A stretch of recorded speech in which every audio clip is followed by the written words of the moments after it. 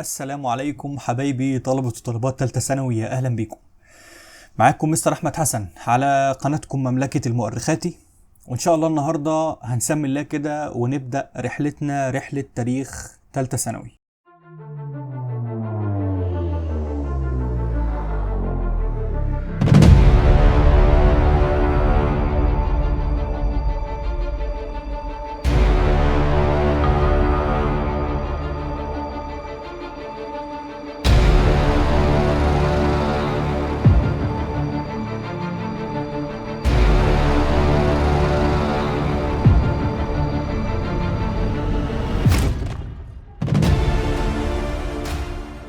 طيب، البداية بتاعتنا عايز أقول لكم كده على شوية حاجات سريعة، وهي إن رقم واحد أنت مش محتاج أي حاجة تعملها زيادة عن اللي أنا هقولك عليها.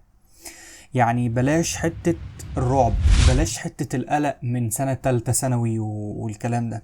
دي سنة زيها زي أي سنة، لكن انت او انتي هتحاولوا تبعدوا عن العادات السلبية اللي انتوا كنتوا بتعملوها كتير. اللي هي ايه؟ اللي هي التسويف. انا هسيب الدرس بتاعي وان شاء الله هلمه بعد كده، ده مش هينفع. لازم تبقى رقيب على نفسك من غير ما حد يكون رقيب عليك. لازم تبقى عارف ايه اللي وراك، لازم تذاكر اول باول. طيب انا هنا في القناة همشي معاك هعمل ايه؟ بص يا سيدي، انا كل اسبوع هنزل لك 3 فيديوهات. 3 كل اسبوع واحد بس هنزل لك 3 فيديوهات.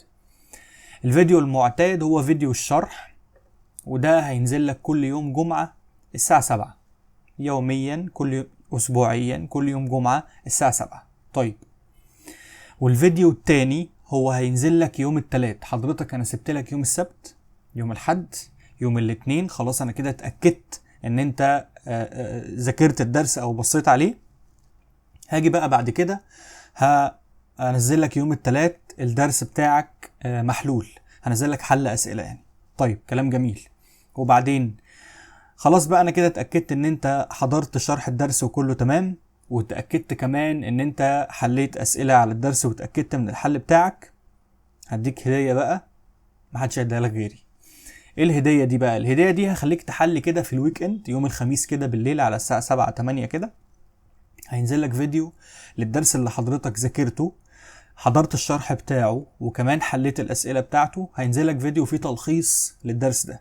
مستر تلخيص ازاي؟ هتلاقي كده شويه رسوم لطيفه وحاجات كده من اللي احنا بنحبها وبنحب نتفرج عليها، بدل ما تضيع وقتك على تيك توك او اي حاجه ملهاش لازمه. لا يا سيدي، تعالى وبص على الدرس ده هيعجبك. هتلاقي الملخص من 5 ل 10 دقايق، ده اكبر درس هياخد 10 دقايق، مش هتلاقي ملخص اكبر من كده. وده هيعدي بسرعه على المعلومه، وهيخلينا كده باستمرار المنهج في دماغنا يعني. السلسلة بتاعة الملخصات دي اسمها لخصها واحفظها، هتنزل لك كل اسبوع. يبقى معلش خلينا نراجع كده المواعيد اللي انا هشتغل فيك معاه او اللي هشتغل فيها معاك. الحصة الاولى هتنزل لك يوم الجمعة الساعة 7 مساء، واتفقنا ان دي حصة الشرح.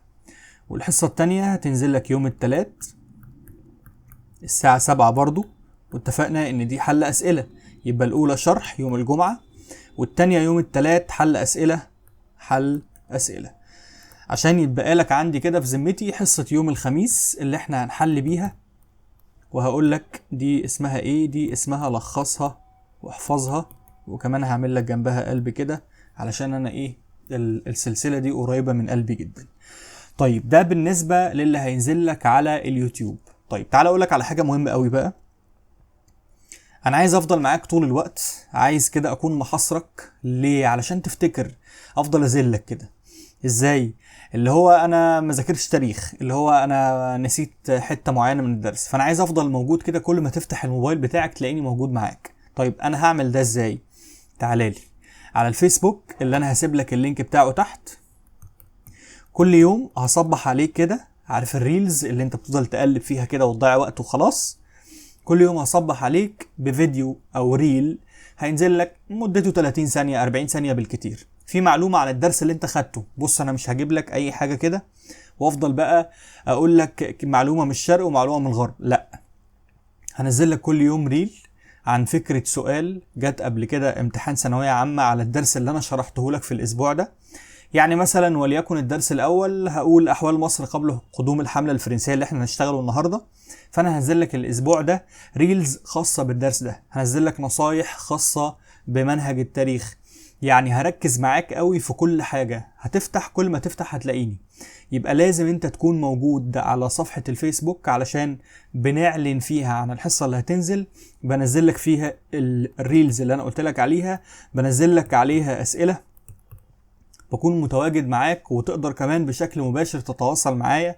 غير اليوتيوب طبعا، اليوتيوب منصة بتقدر من خلالها تتفرج على فيديوهات اكتر، انما الفيسبوك هنقدر نتواصل مع بعض ونكون موجودين على طول. اذا اعتقد ان انا بعد البلان اللي انا قلت لك عليها دي وهنشتغل ازاي، انت مش محتاج اي حاجة غير انك تتقي الله في نفسك، وغير انك تلتزمي، وانك تشتغل باستمرار، وانك تتواصل معايا في حالة اي مشكلة قابلتك. وان شاء الله قدام شوية لما يكون في ناس موجودة وبتسمع، واعرف ان في ناس التزمت بالمحاضرات وبتحضرها، نطلع مع بعض لايف مفيش اي مشكلة، ونحل الاسئلة اللي انتم مش عارفينها، نشرح حاجات انتم مش عارفينها. وانتم مش مطلوب منك اي حاجة تانية غير انك تلتزم فقط لا غير، وان شاء الله ربنا معاك ثم انا معاك في منهج التاريخ باذن الله تعالى. لا مطلوب منك فلوس ولا مطلوب منك اي حاجة، ذاكر بس. طيب، تاريخ، اهلا وسهلا. يعني الحمد لله احنا نفدنا من ان احنا نتلغي احنا كمان. ماشي، ماله التاريخ؟ والله احنا عندنا مادة الامتحان بتاعها بيقول لك ده بعبع. امتحان التاريخ، امتحان التاريخ مش سهل. انا يعني مش جاي الطف واقول لك ان الدنيا سهلة وزي الفل، لكن امتحان التاريخ للي فاهم هيحله. يعني اللي فهم المنهج ويعرف يطبق عليه كويس هيحله، ما عندوش مشكلة. فاحنا مش عايزين نفخم الموضوع ونديله حجم اكبر من حجمه. يعني احنا عندنا 8 فصول في منهج التاريخ، انا همسكك في ال8 فصول دول هفرمك. يعني همسك لك كل درس كده، هفصصه لك كلمة كلمة بنواتج التعلم بتاعته، وهحل معاك. طب احنا هنشتغل من كتاب ايه؟ بص، هو انا كان ممكن انزل لك الملزمة بتاعتي، الكتاب بتاعي، لكن انا مش واثق ان كل الناس هيكون موجود معاها الكتاب ده، زائد ان انا عايز اوحد المصدر اللي انا اشتغل منه. طب هوحد المصدر ازاي؟ هو كتاب الامتحان. يعني اعتقد معظمنا لما بيحب يشتري كتاب للتاريخ يذاكر منه، لان طبعا الكتب اللي فيها حل كتير اكتر من كتاب الامتحان، او يعني فيها كتير يعني، انما الشرح بالذات كتاب الامتحان. فاعتقد ان كلنا هيكون موجود معانا كتاب الامتحان، فانا هشتغل من كتاب الامتحان شرح، وهحل معاك كتاب الامتحان حل اسئلة كاملا من الجلدة للجلدة. يعني كل ما نخلص فصل هنزل لك محاضرة فيها حل اسئلة بتاعة كتاب الامتحان على الفصل ده. طب هل انا هكتفي بحل اسئلة كتاب الامتحان؟ لا، بص، لحد ما نخلص المنهج انا هكتفي بحل كتاب الامتحان عشان ما شتتكش معايا. طيب كده انا حليت معاك كتاب كامل، انت هتعمل ايه بقى؟ وظيفتك ايه؟ والله عايز تجيب مصدر تاني تحل منه اسئلة، مفيش اي مشكلة. وقف قدامك سؤال تبعت لي وانا احلهولك، مفيش اي مشكلة. لكن اللي هقدر اوعدك بيه ان في شهر 3 لما نخلص المنهج ان شاء الله، في نص شهر 3 او في اخره حد اقصى، همسك معاك مصادر تانية احل منها اسئلة. في كتب كتير، كتاب التميز، كتاب المصدر، ناس محترمة ومدرسين افاضل ودكاترة حطوا اسئلة محترمة جدا هنحلها مع بعض. من الاخر مش هسيبك ان شاء الله تعالى الا لما اكون حالل معاك اسئله كتيره جدا ومخليك ثابت كده وعلى ارض صلبه يعني. طيب تعال نشوف بقى المنهج بتاعنا بيتكون من ايه. المنهج بتاعنا زي ما احنا شايفين كده بيتكون من 8 فصول. الفصل الاول بيتكلم عن الحمله الفرنسيه، وده اللي احنا هنبداه النهارده ان شاء الله. والفصل الثاني بيتكلم عن محمد علي وعياله، يعني ملخص الكلام، محمد علي وعياله واحفاده والكلام ده اللي احنا هنتكلم عنه في الفصل الثاني. الفصل الثالث هيتكلم عن الثورة العربية لحد ما الحرب العالمية الأولى قامت. الفصل الرابع هيتكلم عن مصر وشكلها بعد الحرب العالمية الأولى، اللي هو سعد زغلول بقى وما إلى هذا يعني. الفصل الخامس بيتكلم عن التوسع الاستعماري في البلاد العربية قبل الحرب العالمية الأولى، الاحتلال بقى لما بدأ يطول البلاد العربية. التوسع الاستعماري الفصل السادس في البلاد العربية بعد الحرب العالمية الأولى وحتى الاستقلال. الفصل السابع هنتكلم فيه عن القضايا الأقرب لقلوبنا، القضايا الفلسطينية، هنتكلم فيها عن حرب أكتوبر، فده فصل مهم جدا وبيجي عليه جزء لا بأس به من الأسئلة يعني. وبعد كده الفصل الثامن، هو مش فصل يعني، هو صفحتين وش وظهر كده، ثورة 25 يناير و30 يونيو. ودي حاجة كده يوم ما ربنا يكرمنا في الامتحان ويجيلنا عليها أسئلة كتير ونقول ده احنا جالنا كتير أسئلة، يعني بيجي عليها 3 أو 4 درجات فقط لا غير على الفصل الأخير. ده كده كان استعراض للمنهج اللي شكلنا أو المنهج شكله عامل إزاي. خلينا بقى ندخل بعد كده على بداية المنهج ونبدأ نشرح كده ونشوف الدنيا فيها ايه بقى. طيب خلينا نتفق مع بعض بس اتفاق ان في كده بعض اساتذتي والمدرسين ثانوية عامة بيعمل لك حصة اسمها حصة تأسيسية موجودة على اليوتيوب. يعني دلوقتي اليوتيوب مخلاش تقدر تشوف اي مصدر في اي وقت، كلهم مدرسين افاضل وكبار ما شاء الله، لكن فكرة الحصة التأسيسية بتخض الطالب باكتر ما بتفيده. يعني بيحس ان ايه ده بقى، انا داخل على مدعكة، داخل على حوار كبير. فده السبب اللي خلاني هلخص لك الدنيا شوية في الاول، وبعد كده لما يقابلني اي مصطلح او اي حاجة هشرحها لك. يعني مش شرط ان انا اعمل لك حصة تأسيسية، يعني فكرة جميلة طبعا جدا ان يكون في حصة تأسيسية وبتاع، لكن لا، التاريخ مش محتاج. واحنا ماشيين كده لو وقفت عند حتة معينة زي النهاردة هنجرب، هتعرفوا ان يعني كل حاجة هنقدر نرجع لها، مش هيكون عندنا مشكلة فيها يعني. طيب تعال نشوف. بيقولك احوال اوروبا وفرنسا قبل مجيء الحملة الفرنسية على مصر. طيب خليني يعني ابدأ معاك كده بداية المنهج بتاعنا بالمشكلة الاساسية اللي خلت فيه منهج ثالثة ثانوي، يعني اللي خلت التاريخ يحصل ويكون عندنا منهج اسمه منهج ثالثة ثانوي. بص يا سيدي، في حاجة اسمها الثورة الصناعية. الثورة الصناعية هي عملية ميكنة الصناعات. يعني ايه؟ يعني مثلا لو انا هقول انا فاتح مصنع فوانيس رمضان، سهل اهو، ومشغل معايا 2 صحابي، فكل واحد فينا بيصنع 10 فوانيس في اليوم مثلا، فالانتاج اليومي بتاعي 30 فانوس. فما بالك لو انا قلت لك لا، انا مش هشتغل بحاجه بايدي، انا هجيب لك مكنه واحده هتصنع لك 1000 فانوس في اليوم. فطبعا مفيش مقارنه ما بين 30 و1000، يعني الرقمين بعاد عن بعض قوي. طيب دلوقتي انا هبقى محتاج ايه كصاحب مصنع بقى؟ اولا محتاج مواد خام عشان اصنع. انا كنت بصنع 30 فانوس في اليوم، بقيت بصنع 1000، هجيب لها مواد خام منين؟ حديد وبلاستيك والكلام ده. طيب تاني حاجه انا محتاج اسواق علشان هبيع فيها ال1000 فانوس. يعني الاول كنت ببيع 30 فانوس كل يوم لاصحابي، لاصحاب صحابي، العيال الصغيره اللي في الشوارع، انما دلوقتي ال1000 فانوس انا هبيعهم لمين؟ يعني انا بصنع في الشهر 30,000 فانوس، هبيعهم لمين؟ فهي دي المشكله، ان انا محتاج حاجتين دلوقتي، محتاج مواد خام ومحتاج اسواق. طيب وبعدين الثوره الصناعيه دي حصلت في قاره اوروبا، فاصبحت الدول المتقدمه عفوا اللي حصل عندها الثوره الصناعيه عندها مشكله ان هما مش لاقيين مواد خام عشان يصنعوا بيها. خلاص بقى حصل انتفاضه في الصناعه عندهم، وبقوا بيصنعوا بشكل كبير قوي، فمحتاجين مواد خام كتير ومحتاجين اسواق عشان يبيعوا فيها المنتجات بتاعتهم. فبداوا يفكروا في ايه؟ بداوا يفكروا في الاستعمار، بداوا يفكروا في الاحتلال. طيب الاستعمار ده مين اقوى الدول اللي موجوده عندي؟ والله انا عندي دول كتير قويه، يعني عندي انجلترا مثلا على رأس الهرم يعني، وعندي فرنسا، عندي هولندا كانت قوية قوي برضو، عندي اسبانيا، عندي برضو البرتغال بعد ما اكتشفوا طريق رأس رجاء الصالح. الدول دي كلها واكتر منها طبعا عايزين يعملوا ايه؟ استعمار، عايزين يحتلوا بلاد. طب هم مستر معلش عايزين يحتلوا البلاد دي ليه؟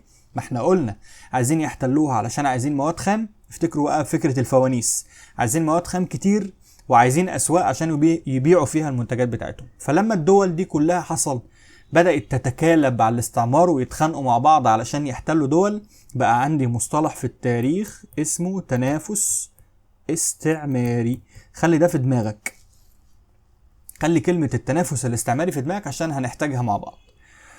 طيب بص بقى، الشوية اللي انا قلتهم دول هو كمية الرغي اللي احنا شايفينهم دول. بص كده، قالك شهدت اوروبا تغيرات جذرية سياسية واقتصادية واجتماعية تمثلت في قيام الدول القومية، انتهاء الإقطاع لتحل محله الرأسمالية التجارية، وهنعرف الحاجتين دول لما نتكلم عن الثورة الفرنسية، قيام الثورة الصناعية اللي أنا شرحتها دلوقتي، والتي جعلت البحث عن مستعمرات خارج أوروبا غاية في الأهمية للدول الأوروبية. ليه يا عم؟ من أجل استغلال مصادر المواد الخام، أدي واحد، وتوسيع سوق التجارة. ليه؟ لأن هو محتاج أسواق يبيع فيها. فحدث تنافس بين الدول الأوروبية زي فرنسا وإنجلترا وهولندا، وطبعا عامل لك نقط كتير عشان في دول تانية كتير غير دي، لفرض النفوذ والسيادة على الشرق والعالم الجديد اللي هو الأمريكتين، وكذلك طرق التجارة خاصة طريق رأس الرجاء الصالح وطريق التجارة عبر مصر إلى آخره. طيب، ده كده القصة بتاعة الثورة الصناعية. ايه بقى محاولات فرنسا للاستيلاء على مصر؟ خلينا نتفق اتفاق. احنا النهاردة في درس النهاردة كده هنتكلم عن 3 نقط. النقطة الأولى هي محاولات فرنسا للاستيلاء على مصر. دي النقطة الأولى، رقم 1. طيب، رقم 2، العوامل التي أدت لتفكير فرنسا في احتلال مصر. ايه الحاجات اللي خلت فرنسا خلاص بقى انا لازم اخد الاكشن ان انا اجي احتل الدولة دي.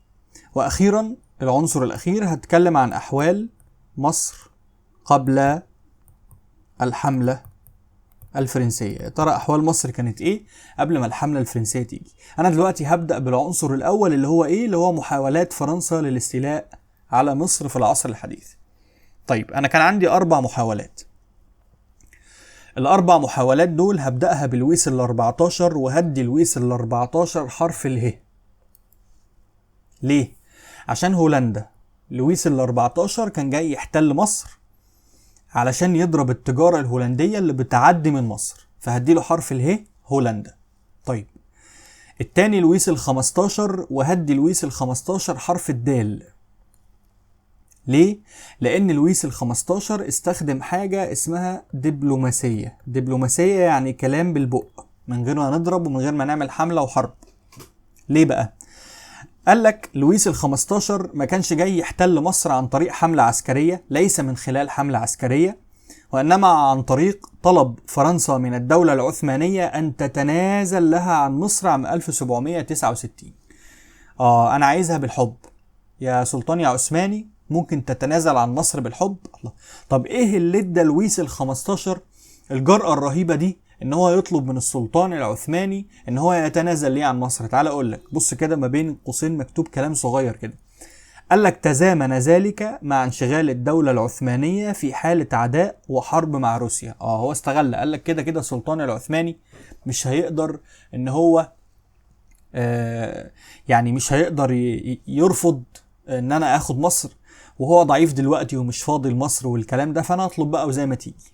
طيب، المحاولة الثالثة دي لويس ال16، وهدي لويس ال16 حرف الت. هتعرف دلوقتي انا ليه بدي كل واحد حرف. يبقى انا اديت حرف ت هنا، واديت حرف د هنا، واديت حرف اله هنا. ايه بقى ت ده؟ قالك تسهيل تجارة فرنسا مع شرق اسيا عن طريق مصر، بدلا من الدوران حول افريقيا اللي هو طريق رأس الرجاء الصالح. هو عايز يسهل التجارة الفرنسية وتعدي من مصر على طول والدنيا تبقى سهلة يعني. اذا انا عندي لويس ال14 ولويس ال15 ولويس ال16، 3 حروف. ال3 حروف دول لو جمعتهم على بعض هيديني هدت، وليكن مثلا فرنسا هدت مصر مثلا. فانت هتفكر كلمة هدت دي هتديك 3 محاولات للحملة الفرنسية. هولندا لويس ال14 عايز يقطع الطريق على التجارة الهولندية. دال دبلوماسية، وهي اللي استخدمها لويس ال15 في طلبه للسلطان العثماني انه يتنازل عن مصر بلا حروب. ت اللي هي خلاص الحرف الاخير، تسهيل التجارة الفرنسية في مرورها عن مصر بدل ما يلف حوالين قارة افريقيا، وده لويس ال16. الرابعة تبتة بقى، مش التالتة تبتة بقى. كل ده منفعش وكل المحاولات دي فشلت لحد ما جالنا نابليون بعد الثورة الفرنسية اللي هتكلم عنها حالا. قرر ان هو يعمل محاولة لاحتلال مصر سنة 1798، وبالفعل نجح ان هو يحتل مصر. طب انت جاي مصر ليه يا عم؟ قال لك عشان تأمين تجارة فرنسا من خطر المماليك. ايه ده؟ هو في تشابه اهو بينه وما بين لويس ال16 اللي كان جاي يسهل التجارة، يعني حاجة ليها علاقة بالتجارة. وتهديد مصالح انجلترا، بيعمل حاجة شبه لويس ال14. خلي بالك من المفاتيح او النقاط اللي انا بلفت انتباهك ليها. تهديد مصالح انجلترا. طب لويس ال14 كان بيهدد مصالح مين؟ كان بيهدد مصالح هولندا. يعني الاثنين استخدموا نفس الاستراتيجية في تهديد مصالح دول اخرى يعني. ممكن يجي لك سؤال برضه ويقول لك ايه، ويقول لك دائما رأت فرنسا مصر حلا لمشاكلها مع دول اوروبا. دلل. هقول لك ليه. لان لويس ال14 كان عنده مشكله مع هولندا، قال لك هروح احتل مصر. نابليون كان عنده مشكله مع انجلترا، قال لك هروح احتل مصر. يبقى دايما الملوك والحكام بتوع فرنسا شايفين ان حل مشكلتهم مع الدول الاوروبيه هي احتلال مصر. طيب هنا بقى هكلمك عن الثوره الفرنسيه. ركز معايا بقى. الثوره الفرنسيه مش ثوره عسكريه، هي ثوره اجتماعيه الشعب هو اللي قام بيها. بس انهي شعب بقى؟ قال لك الطبقه الوسطى هي اللي قامت بالثوره دي. بصوا يا جماعه، الطبقه الوسطى هي اللي بيقاس بيها ثقافه الشعوب. اي شعب عايز تعرف هو متقدم ولا لا، روح على الطبقه الوسطى بص عليها. لو طبقه كبيره يعني معظم الشعب طبقه وسطى، مش معظم الشعب من حيث العدد يعني، بص لي على الطبقه الوسطى. شوف لي الطبقه الوسطى مثقفه، الطبقه الوسطى متعلمه، تلاقي الشعب ده مثقف ومتعلم. لا طبقه دنيا ولا طبقه عليا. طبقه الدنيا ممكن يكون لم تتاح ليه الفرصه والظروف ما جاتش معاه كويسه علشان يعرف يتعلم او يصرف. طب والطبقه العليا مش شرط يبقى مثقف، يعني واحد اتولد لقى ابوه ملك وما اتعلمش، مش عايز يتعلم، فاشل. ما هو ابوه ده لما يموت هيبقى ده الملك، فمش شرط يبقى مثقف. انما الطبقه الوسطى هي اللي هي طبقه كدت اللي احنا منها يعني. الطبقه دي تعبت، طبقه ذاكرت، طبقه وصلت للتقدم اللي هي فيه وللحاله الاقتصاديه اللي هي فيها بعرق جبينها زي ما بيقولوا كده، وتعبت يعني. دي الطبقه الوسطى. فقال لك الطبقه الوسطى هي اللي قامت مع طبقه العامه، لكن الاساس عندي هو الطبقه الوسطى. طيب اهم نتائج بقى الثوره الفرنسيه دي ايه؟ رقم 1، اعدام الملك لويس ال16. ايه ده، هو مش ده اللي كان بتاع حرف الت اللي كان جاي يسهل التجاره الفرنسيه؟ اتعدم. مستر موتوه موتوه موتوه. 2، القضاء على النظام الملكي الاقطاعي في فرنسا. ما بقاش عندي مملكه، بقى عندي حاجه اسمها جمهوريه. وطبعا ده هيفكرنا بمين؟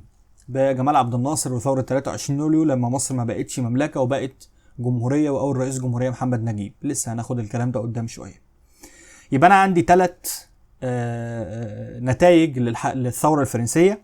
الاولى اعدام الملك لويس ال16، والثانيه القضاء على النظام الملكي، والثالثه اقامه الجمهوريه. ممكن نلخصهم في 2، فيبقى الرقم 1 اعدام الملك، رقم 2 قضاء على الملكيه واعلان الجمهوريه. طيب تعالوا نفتكر مع بعض كده، او يعني نتخيل مع بعض. هو ملوك الدول الاوروبيه لما يلاقوا ملك فرنسا الشعب بتاعه عمل ثورة عليه وعدمه، مات، تفتكروا ملوك اوروبا هيدعموا الثورة الفرنسية ولا هيخافوا؟ هيترعبوا طبعا. يعني انا كده حاطط نفسي مكان ملك انجلترا وهو بيقول يا سوادك يا ارمط الدور عليك. انا ممكن وانا قاعد في لحظة كده الاقي الشعب عمل ثورة عليا واتقبض عليا وبتحاكم واتعدم.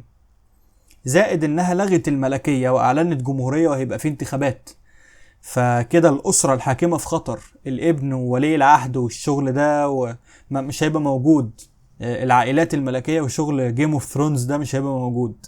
امال ايه؟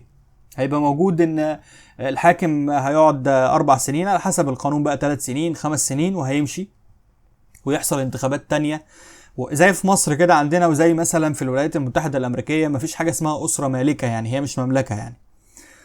عشان كده الملوك خافوا على عروشهم وخافوا على ممتلكاتهم وخافوا على أرواحهم. احنا بنقول لويس ال16 اتعدم، فوقفوا كلهم ضد الثورة الفرنسية. بصوا كده، أدرك ملوك أوروبا خطورة هذه الثورة على عروشهم، فتحالفوا ضد مين؟ ضد فرنسا. ومثلت انجلترا هي زعيمة العصابة بقى عنصرا مهما في هذا التحالف من أجل عايزين ايه بقى؟ 1، القضاء على الثورة الفرنسية ومنع تسرب مبادئها خارج حدود فرنسا. هم عايزين يرجعوا فرنسا مملكة تاني عشان المبادئ بتاعة الثورة والأفكار الخزعبلية دي ما تروحش للشعوب بتاعة الدول الأوروبية وتمثل خطر على الملوك. 2، إعادة الملكية لفرنسا، يرجعوها مملكة تاني. وتحقيقا لذلك شنوا عدة حروب، يعني بدأوا عدة حروب على فرنسا انتهت بانتصار فرنسا على هذه التحالفات. من هنا تعالى يا صديقي كده أقول لك إن فرنسا كانت نينجا على البر. يعني ايه نينجا على البر؟ يعني الحروب دي لما كانت على الارض حروب بريه، قال لي فرنسا انتصرت على هذه التحالفات كلهم، تحالفوا ضد فرنسا، وفرنسا بالجيوش بتاعتها انتصرت على التحالفات دي كلها. بس للاسف فرنسا تقدر تنتصر على انجلترا وعلى اي دولة على الارض، انما في البحر لا، البحر ليه كبير بقى. البيج بوس والنينجا بتاع البحر في قارة اوروبا كان انجلترا. فعلشان فرنسا تغامر وتاخد الاسطول بتاعها عشان تضرب الاسطول الانجليزي في عقر داره، ده اشبه بالمستحيل. فجالنا بقى نابليون فضل يفكر اعمل ايه، انا عايز اتخلص من انجلترا، اعمل ايه؟ سهلة، لقيتها. انا عارف ان انا مش هعرف اضرب انجلترا في عقر دارها بسبب قوة الاسطول بتاعها، فانا اروح احتل مصر. يا دي مصر والنيل السوداني. هروح احتل مصر. طب هتعمل ايه؟ اروح احتل مصر واقطع الطريق على التجارة الانجليزية، تجارة انجلترا اللي بتعدي تروح المستعمرات بتاعتها اللي موجودة في الهند، وكده ابقى بهدد مصالح انجلترا وبضعفها، وكمان اتخلص من خطر المماليك. اذا السبب الرئيسي اللي خلى التنافس ما بين فرنسا وانجلترا يتنقل من اوروبا يجيلنا هنا ناحية الشرق هو قوة الاسطول الانجليزي اللي نابليون مش قادر يتصرف معاه بسبب قوته. ما استطاعش ان هو يضرب انجلترا في عقر دارها، فقرر انه ينقل التنافس ما بينه وما بين انجلترا في مصر. تعالوا نشوف العوامل التي ادت الى قدوم الحملة الفرنسية على مصر. ملاحظين في طريقة الشرح انا مش بقرأ واشرح واعمل الكلام، بشرح لك الحتة، اوضحها لك الاول كده وانا باصص لك، وبعد كده ابدا اشوف الكتاب قايل عنها ايه واشوفها بالتفصيل. فركز، لان انا كده يعتبر في الحصة بشرح لك مرتين مش مرة واحدة. ركز معايا. التنافس الاستعماري بين انجلترا وفرنسا الذي بدأ في القرن ال17 واستمر طوال القرن ال18. اذا الاسباب اللي خلت فرنسا تيجي تحتل مصر ان كده كده في تنافس استعماري بينها وبين انجلترا. طيب 2، الموقف العدائي الذي اتخذته انجلترا مع الدول الاوروبية تجاه الثورة الفرنسية. بعد انتصار فرنسا على تحالف الدول الاوروبية ضدها، رغبت في توجيه ضربة عسكرية لانجلترا في عقر دارها، ولكن ده مستحيل. ليه؟ الا ان تفوق الاسطول الانجليزي حال دون ذلك، يعني منع ذلك. ففكر نابليون في توجيه ضربة عسكرية لانجلترا خارج اراضيها، وذلك بارسال حملة الى مصر. يبقى كلمة السر هنا التنافس الاستعماري ما بين انجلترا وفرنسا. رقم 2، قوة الاسطول الانجليزي. هي دي الاسباب اللي خلت نابليون مضطر ان هو يجي يحتل مصر. ماشي. طيب يمكن استخلاص اسباب الحملة الفرنسية على مصر. 1، تهديد مصالح انجلترا، خلاص عرفنا. 2، تسهيل مرور التجارة الفرنسية الى الشرق وتأمينها من خاطر المماليك بدل ما يلفوا اللفة بتاعة طريق رأس الرجاء الصالح. طيب دلوقتي انا عرفت قصة فرنسا، وعرفت احوال فرنسا قبل ما تيجي، وعرفت ان هم لسه كان عندهم ثورة، وعرفت ان هم بيحاربوا اوروبا، وعرفت ان في تنافس استعماري قوي هناك، وعرفت ان في ثورة صناعية في قارة اوروبا. عايزين نعرف احوالنا احنا بقى ايه، يعني ايه بقى قصتنا احنا بقى. قال لك بعد ان تعرفنا على محاولات فرنسا للاستيلاء على مصر، لازم نعرف بقى احوال المجتمع المصري كان شكله عامل ازاي. ليه؟ اول حاجة عشان تعرف الفرق ما بينك وما بين الدولة اللي جاية تحتلك. هل في تقارب مثلا؟ اوضاع المجتمع الفرنسي شبه اوضاعك ولا الدنيا مختلفة؟ 2، فهم تطور الاحداث وكيف قاوم المصريون الاحتلال الفرنسي وثاروا عليه. يبقى انا محتاج اعرف الفرق ما بين مجتمعنا وبينهم، وكمان ايه الاحداث اللي حصلت وازاي طلعنا الحملة الفرنسية او ازاي خرجت من مصر يعني. طيب تعالى بقى نشوف احوال المجتمع المصري قبل مجيء الحملة الفرنسية. زي الزفت يا مستر، ايه البداية دي؟ زي الزفت. بصوا يا جماعة، احنا عشنا تقريبا 400 سنة تحت حكم الدولة العثمانية، والدولة العثمانية كان فيها مميزات طبعا كتير جدا، والدولة العثمانية كانت بادئة بقوة رهيبة جدا، لكن بعد كده بدأت الدولة العثمانية تعمل أخطاء كتير، منها إنها كانت فرضت عزلة كبيرة جدا على مصر أدى إلى تخلف كتير، زائد فرضها للضرائب بعد ما ضعفت الدولة العثمانية. فاحنا هنا بنتكلم عن مرحلة من مراحل ضعف الدولة العثمانية. ايه بقى قصة المرحلة دي؟ بص، قال لي قبل مجيء الحملة الفرنسية عام 1798 كانت مصر خاضعة للحكم العثماني وفيه ساد المجتمع المصري حالة من الضعف والتدهور في شتى المجالات. طيب ايه المجالات اللي انا هتكلم عنها؟ في الاقتصاد والاجتماع والسياسة. خلينا نقول اول حاجة الاقتصاد. اقتصاد يعني ايه؟ اقتصاد يعني فلوس، وفلوس يعني زراعة، صناعة، تجارة. 3 حاجات دول هم الفلوس. ماشي. طيب بالنسبة للزراعة، تعال اقول لك على حاجة خطيرة. لو انا هتكلم على الزراعة، انا هتكلم عن حاجتين. هتكلم عن حق الانتفاع، وهتكلم على نظام اسمه نظام الالتزام. ايه بقى ده؟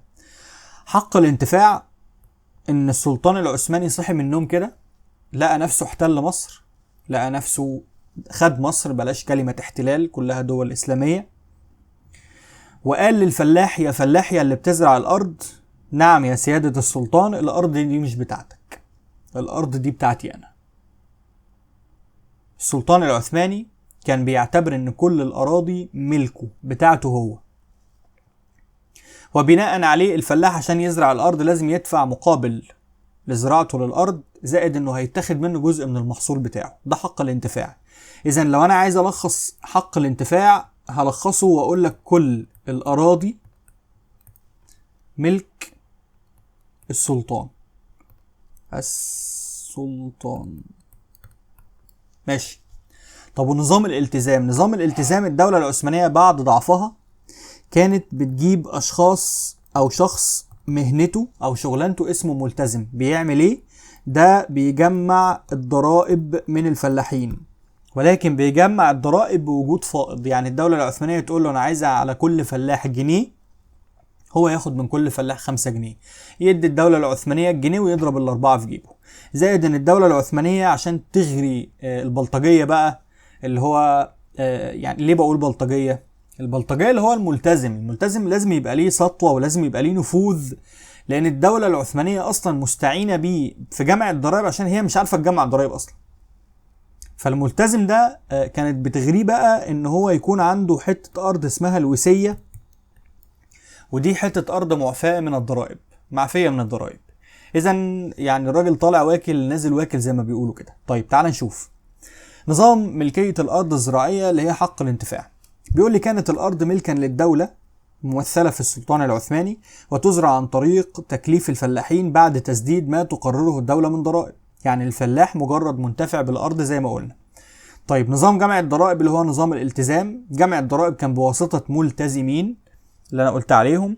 الملتزم بياخد امتياز التزام لجمع الضرائب من الفلاحين اللي هم المنتفعين بالارض في ناحية ما او عدة نواحي، ومقابل ذلك يحصل الملتزم على قطعة ارض معفية من الضرائب اسمها ايه؟ اسمها الوسية.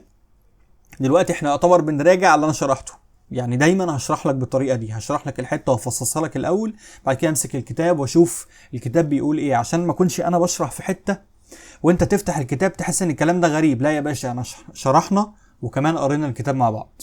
طيب، تدهورت الزراعة في مصر في ظل الحكم العثماني. ليه؟ هو الفلاح لما يكون عنده حق انتفاع ونظام التزام هيزرع ليه؟ ما تتحرق الارض، مش زارع. يعني انا عمال يتحط عليا زي ما بنقول كده بحق انتفاع ونظام الالتزام، وكل ما حد يشوف وشي يقول لي هات ضرايب. طب وانا هدفع ليه؟ وانا ازرع ليه؟ مش زارع.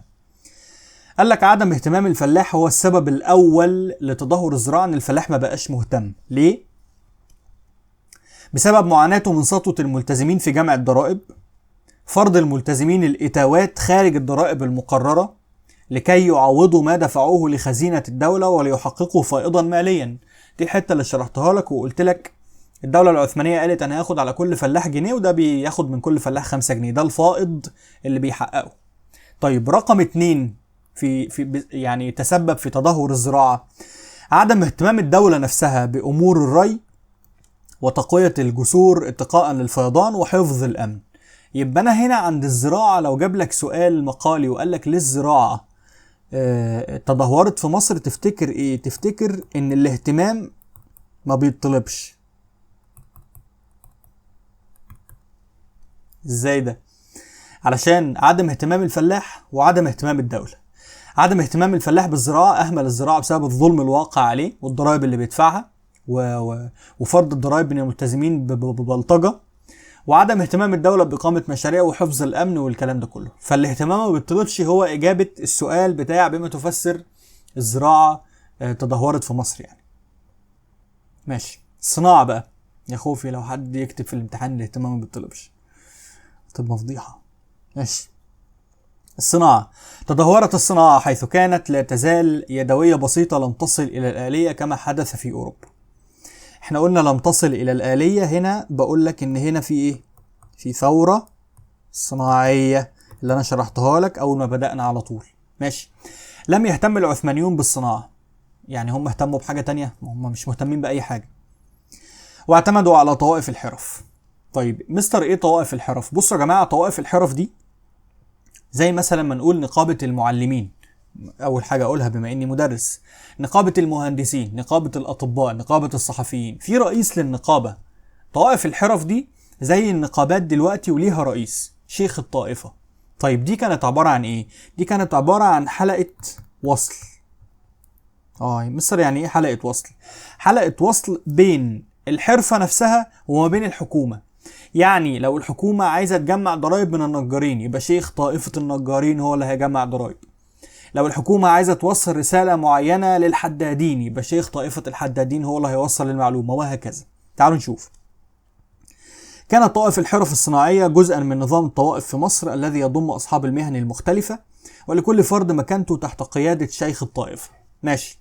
كان الصناع ينتظمون في طوائف تمثل همزة الوصل مع الحكومة من حيث جمع الضرائب والإشراف على الإنتاج. خلاص، يبقى كلمة السر في الصناعة هي طوائف الحرف فقط لا غير. كلمة السر في الزراعة الاهتمام ما بالطلبش، حق الانتفاع ونظام الالتزام. وكلمة السر في الصناعة هي ايه؟ هي طوائف الحرف. اذا ايها السيدات والسادة، كنا بنشرح مع بعض وبنقول مراجعة سريعة كده على اللي فات. كنا بنشرح مع بعض وبنقول ان كان في محاولات للحملة الفرنسية قبل ما تيجي مصر. المحاولة الأولى قام بيها لويس ال14. ليه؟ عشان عايز يضرب التجارة الهولندية وادينا له حرف اله. بعد كده بقى عندي لويس ال15. ماله لويس ال15؟ كان عايز مصر بالدبلوماسية، عرض على السلطان العثماني انه يتنازل ليه عن مصر بالحب. بيستغل ان الدولة العثمانية مشغولة في حربها مع روسيا. بعد كده لويس ال16 كان جاي مصر ليه؟ عشان يعمل تسهيل للتجارة الفرنسية في مصر. بعد كده جه نابليون، ونابليون كان جاي عشان يعمل ايه؟ عشان حاجتين. رقم 1 انه يهدد مصالح انجلترا. رقم 2 ان هو يحافظ او يسهل تسهيل التجارة الفرنسية وتأمينها من خطر المماليك. دي كده كانت المحاولات. اتكلمنا عن الثورة الفرنسية وان الدول الأوروبية وقفت ضدها وخصوصا انجلترا، وان انجلترا كانت نينجا في البحر، عشان كده فرنسا ما قدرتش تضربها في عقر دارها فجات مصر. واتكلمنا كمان عن احوال الاقتصادية، الزراعة والصناعة، عشان ندخل بقى دلوقتي على التجارة ونشوف التجارة كان شكلها عامل ازاي. طيب قال لي التجارة تدهورت بشقيها سواء داخلية او خارجية، كانت بايظة في كل حاجة. طيب ازاي بقى؟ بالنسبة للتجارة الخارجية فاحنا عندنا طريق اسمه طريق رأس الرجاء الصالح، تم اكتشافه، البرتغاليين اكتشفوه، وده خلى التجارة بدل ما تعدي في الخريطة كده زي ما احنا شايفين، بدل ما تعدي علينا في مصر دايركت من اوروبا، لا، بدأت تلف اللفة اللي احنا شايفينها دي كده حوالين قارة افريقيا وتروح الهند بقى والمستعمرات بتاعتها في اسيا وشرق اسيا. دي عملت مشكلة كبيرة، فخلت مصر بقى الصلات بينها وبين الدول مقتصرة على دول حوض البحر المتوسط. ليه؟ الدول اللي جنبها دي، الدول اللي جنبها دي بس. ماشي. تحول الطريق التجاري بين الشرق والغرب الذي يمر عبر مصر إلى طريق رأس الرجاء الصالح، وبذلك اقتصرت صلات مصر التجارية على دول حوض البحر المتوسط والسودان والحبشة وبلاد العرب واليمن. يعني ايه؟ يعني اقتصرت على المجال الحيوي بتاع مصر. مستر قول لي بقى يعني ايه مجال حيوي؟ هنا بقى هنتوقف عند الجزء بتاع المحاضرة التأسيسية. يعني انا مش هقف عند محاضرة تأسيسية، كل ما يجي مصطلح معين هعلمه لك. ركز معايا بقى كده عشان افهمك يعني ايه مجال حيوي. بص يا سيدي، دلوقتي انا عندي دولة مصر موجودة هنا، يعني خليني مثلا ايه اعمل لك كده كده اهو، دي مصر. المجال الحيوي بتاع مصر هي اي حاجة جنبها. فلو انا هعمل لك بقى بالقلم الاسود، مجال الحيوي بتاع مصر: غربا ليبيا، جنوبا السودان، في الشمال الشرقي فلسطين وبلاد الشام، في الشرق البحر الأحمر وبلاد العرب. فالمجال الحيوي يعني لو هتوسع الدولة، لو انت هتخلي الدولة تمتد جنوبا او شرقا او غربا او شمالا، ده المجال الحيوي بتاعها. الحدود بتاعتها لو وسعناها هيبقى اسمها مجال حيوي، ده معنى كلمة المجال الحيوي. طيب اذا خلاص اتعلمنا ان التجارة تدهورت بسبب ايه؟ بسبب اكتشاف طريق رأس الرجاء الصالح، دي التجارة الخارجية. بالنسبة للتجارة الداخلية يعني تعال نعيط مع بعض بقى. التجارة الداخلية كانت بايظة تماما. ليه؟ قال لي عدم استقرار الامن لاشتداد النزاع بين الفرق العسكرية. اللهم صل على النبي. يعني ايه اشتداد النزاع بين الفرق العسكرية؟ الفرق العسكرية بيتخانقوا مع بعض. يعني الجيش العثماني المفروض والمماليك والناس دول المفروض هيحكموا، بيتخانقوا مع بعض، مش فاضيين، هم بيتخانقوا مع بعض. والإغارات المتلاحقة للبدو، البدو العربان سكان الصحراء كل شوية ييجوا يعملوا غارة على مكان معين يسرقوا منه. مفيش أمن وأمان يعني. طيب ده رقم واحد. رقم اتنين، عدم ثبات قيمة العملة المتبادلة من مكان لآخر. يعني كل مكان قيمة العملة مختلفة فيه، وده هيخلي التاجر يعني لو قيمة العملة عالية في القاهرة هيبيع في القاهرة، لو قيمة العملة أعلى في المنصورة هيبيع في المنصورة. فالتجارة الداخلية هتتدهور طبعا، يعني مفيش استقرار. رقم 3، اختلاف الموازين والمكاييل من مكان لآخر. كيلو في القاهرة 900 جرام والكيلو في دمياط 700 جرام، لا أبيع في دمياط أحسن عشان الكيلو أقل وأنا أكسب كتير كتاجر يعني. عفوا. فكل الحاجات دي خلت التجارة الداخلية في مصر مش شغالة ومتدهورة. إلا إن الأجانب إحنا متعودين إن هم بيصطادوا في المياه العكرة، استغلوا بقى فرصة إن التجارة بايظة بالشكل ده وقاموا مسيطرين على التجارة. طب إيه أسباب إن الأجانب عرفوا يسيطروا على التجارة؟ قالك رقم واحد إن هم منظمين جدا، غير طبعا الهرج والمرج اللي احنا شايفينه ده. رقم اتنين، إن الدولة العثمانية بتديهم تسهيلات اللي بنسميها عندنا في التاريخ امتيازات.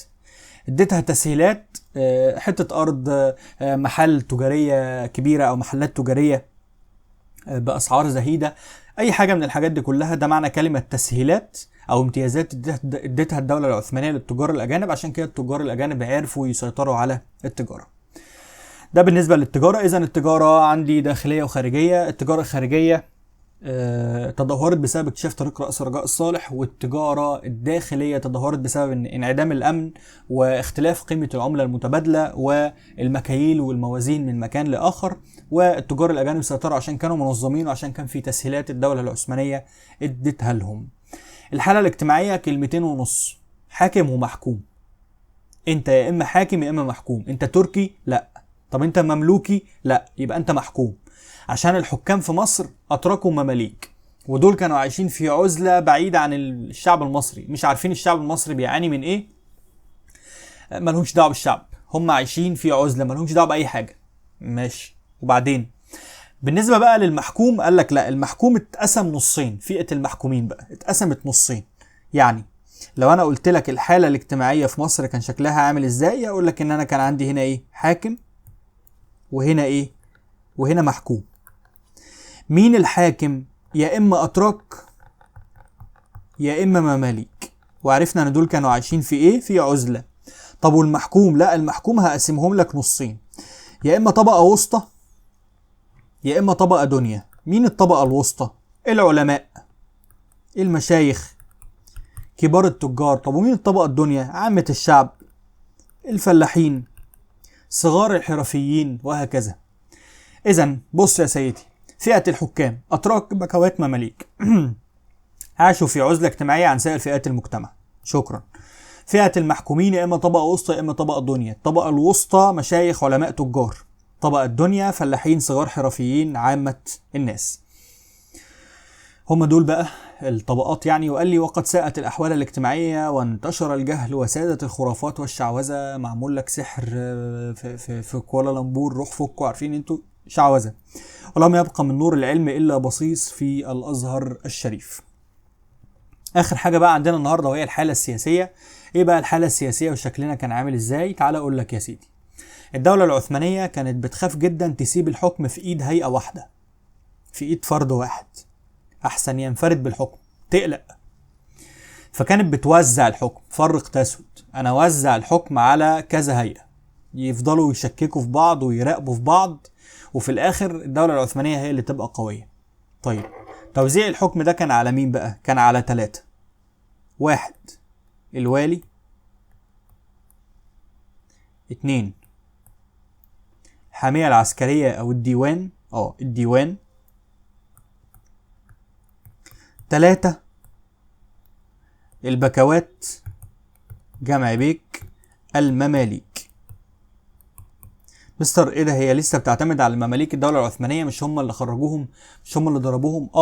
بس المماليك كان عندهم خبرة في البلاد، فعشان كده الدولة العثمانية كانت يعني بتعتمد عليهم يعني. طيب استحدث نظام الحكم العثماني أساليب وأدوات التبعية للسلطان العثماني، فقام نظام الحكم في مصر على 3 إدارات عشان تفضل تبعي ومحدش يستقل بمصر لوحده. الوالي اللي هو نائب السلطان، والديوان اللي هو سلطته انه يراقب الوالي، فهم بيخونوا وبيشككوا في بعض زي ما قلت، الدولة العثمانية من مصلحتها كده. وبكوات المماليك إدارة شؤون الأقاليم. عيوب الحكم العثماني في مصر، سؤال والله من تالتة إعدادي بيتسأل. حمل نظام الحكم العثماني بين طياته عوامل ضعفه. حمل نظام الحكم العثماني في داخله عوامل ضعفه. معنى السؤال ده ايه؟ معناه ان الدولة العثمانية او الحالة السياسية بتاعة الدولة العثمانية ما كانتش محتاجة حد من بره يضعفها، هي ضعيفة لوحدها. زي بالظبط كده لما يكون في فريق كرة قدم بيلعب ماتش واللعيبة بيتخانقوا مع بعض عشان غلطات حصلت أثناء الماتش يعني، فهم مش محتاجين ان الفرقة التانية تضعفهم او تجيب فيهم جوان، هم كده كده بيتخانقوا مع بعض ومش متفاهمين مع بعض. نفس الفكرة الدولة العثمانية كان عندها المشكلة دي. طيب ازاي؟ اولا قصر مدة حكم الوالي بيحكم من سنة ل3 سنين، فلو راجل محترم مش عارف يبني من سنة ل3، ولو حرامي فبيسرق بسرعة جدا في خلال من سنة ل3 سنين دول، وفي الحالتين زفت، لو واحد عارف يبني والتاني عمال يسرق وينهب. 2 زيادة سلطة الديوان والحامية العسكرية مع ضعف الدولة العثمانية في أواخر القرن ال17. الديوان اللي هم الأعيان والناس دول، والحامية اللي هم الجيش، جاء من كلمة حماية، السلطة بتاعتهم زادت قوي في أواخر القرن ال17. طيب ده أدى إلى إيه؟ أدى إلى في بعض بكوات من المماليك اللي هم جزء من الحكم، مش هم الحكام، مش الوالي، بدأوا يتطلعوا للانفراد بحكم مصر مرة أخرى. يعني إيه مرة أخرى؟ لأن مصر قبل الدولة العثمانية، قبل ما تبقى عثمانية، كانت مملوكية، فكانوا بيفكروا ان هم يرجعوا مصر مملوكية تانية. ومنهم مين؟ منهم الراجل اللي رسمته قدامنا ده كده، اللي اسمه علي بيك الكبير. اهلا وسهلا. انت مين يا عم؟ قال انا زعيم المماليك وشيخ البلد. طيب مالك؟ قال انا انتهزت الفرصة ان الدولة العثمانية بتحارب مع روسيا. يبقى في وجه تشابه ما بينه وما بين مين؟ لو فاكرين كده، لو شاطرين، في وجه تشابه بينه وما بين لويس ال15، اللي برضو انتهز نفس الفرصة علشان الدولة العثمانية كانت بتحارب مع روسيا وقال لها تنزلين عن مصر. ده برضو انتهز الفرصة وخلى الدولة العثمانية بتحارب مع روسيا، وقال ايه؟ قال انا هنفرد بحكم مصر. طيب عمل ايه؟ قال لك رقم 1 عزل الوالي العثماني وطرده، يلا مع السلامة، محدش غيرك يجي، محدش غيره يجي، منع قدوم غيره. طيب 2 الامتناع عن دفع الخراج بالفتح، فتحة الخراج هي الضرائب المفروضة على كل ما تخرج الأرض، الغلات اللي بتخرج من الأرض. طيب ده معنى كلمة الخراج. ممكن برضو تيجي بمعنى ضرائب، جزية بتدفع للدولة العثمانية سنويا من مصر، امتنع ان هو يدفعها. 3 ضرب النقود باسمه، صنع النقود باسمه، بدل ما يكتب عليها اسم السلطان العثماني بقت باسمه. 4 إخضاع الحجاز لنفوذه، ضم الحجاز، بقى الحجاز تابع لمصر مش تابع للسلطان العثماني. 5 إرسال نائبه محمد بيك أبو الدهب، وده أس المشاكل كلها، عشان يغزو الشام، وبالفعل نجح محمد بيك أبو الدهب إنه يدخل دمشق. فشلت محاولة علي بيك الكبير. إيه ده ليه؟ مصر ده احنا ماشيين زي السكينة في الحلاوة، ده كل حاجة ماشية زي الفل، والراجل عمال يسيطر ويضرب النقود باسمه، ويبعت محمد بيك أبو الدهب يدخل دمشق ويضم الحجاز لنفوذه، ويمتنع عن دفع الخراج، ويعزل الوالي العثماني. طب انت عايز ايه تاني؟ الضربة ما بتجيش إلا من القريبين. ايه اللي حصل؟ ان محمد بيك أبو الدهب انحاز للسلطان العثماني. قدر السلطان العثماني يستميل محمد بيك ابو الدهب لصفه، بدأ يغريه. ايه رأيك يا محمد بيك ابو الدهب؟ هو انت يعني عاجبك ان علي بيك الكبير هو اللي يبقى مسيطر على كل حاجة؟ هو احسن منك في ايه يعني؟ انا شايف انك تقف جنبي وتعرفني مكان علي بيك الكبير ايه، وانا لما اعزل علي بيك الكبير هخليك انت شيخ البلد. طمع محمد بيك ابو الدهب، خان علي بيك الكبير، انحاز للسلطان العثماني، وبالفعل كان السبب في ان حركة علي بيك الكبير تفشل. وفعلا بعد ما خدوا علي بيك الكبير وقضوا على الحركة بتاعته، اصبح محمد بيك ابو الدهب هو شيخ البلد الجديد. خيانة يعني مشروعة. فشل محاولته الاستقلال، قال لك انحياز محمد بيك ابو الدهب للسلطان العثماني والاتفاق معه ضد علي بيك الكبير، وبذلك عادت مصر ولاية عثمانية تحت حكم ابو الدهب اللي هو شيخ البلد. طيب بعد كده بقى اداك حته كده رغي شويه، قال لك الفتره اللي بعد فتره محمد بيك ابو الدهب كانت فتره بقى فيها الاقتصاد متدهور. طب ما احنا عارفين ما الاقتصاد اصلا متدهور. وتقلص التجاره الخارجيه قلت، يعني ما احنا كده كده ما عندناش تجاره خارجيه بسبب رئاسه رجاء الصالح. استهلاك قوه المماليك في النزاعات الداخليه فيما بينهم، هم كده كده المماليك ما بيعملوش حاجه غير انهم بيتخانقوا مع بعض.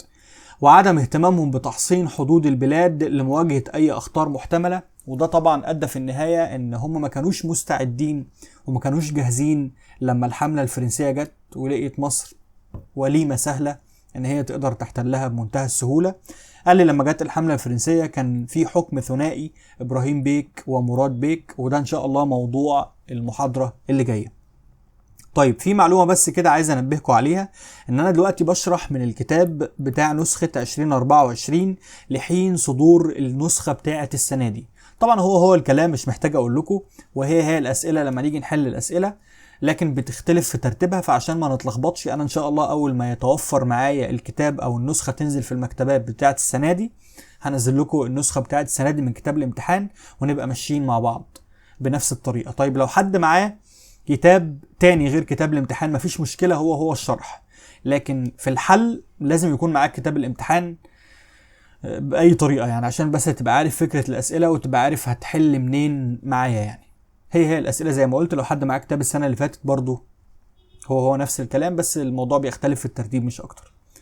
بفكركم ان احنا ان شاء الله عندنا كل يوم جمعه الساعه 7 مساء حصه الشرح، كل يوم ثلاث الساعه 7 مساء حصه حل الاسئله، ونحلي يوم الخميس بالليل بلخصها واحفظها 10 دقايق فيهم تلخيص الدرس بشكل ممتع ولطيف، هدلعك فيهم كده وهتتبسط منهم يعني. شكرا جزيلا. كنت معاكم مستر احمد حسن على قناتكم قناة مملكة المؤرخاتي.